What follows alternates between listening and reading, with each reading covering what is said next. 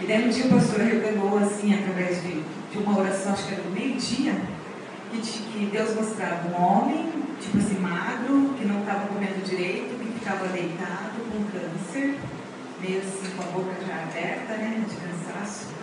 E eu e minha irmã, nós trabalhamos ali no centro, ela ouvindo lá no trabalho dela, eu e o meu, a gente sentiu que era para o nosso pai. Ele tem um câncer de pele, ele já operou o nariz, assim, inclusive errado na cirurgia dele, o rosto dele ficou meio torto, assim, né? Daí essa enfermidade desceu para o corpo dele, porque ele trabalhou numa mina de ferro.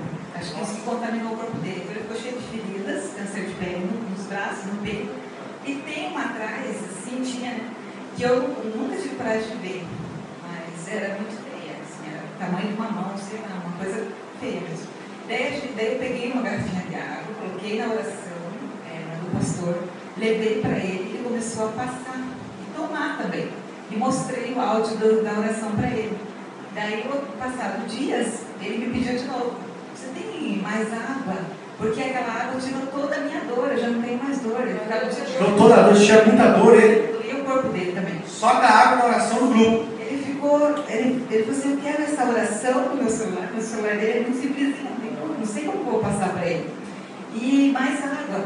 Eu coloquei outra água, né, pela minha fé, com o áudio, e ele escutando também. Eu disse: nossa, esse pastor ora muito. Eu quero mais água, eu quero essa oração no meu celular também.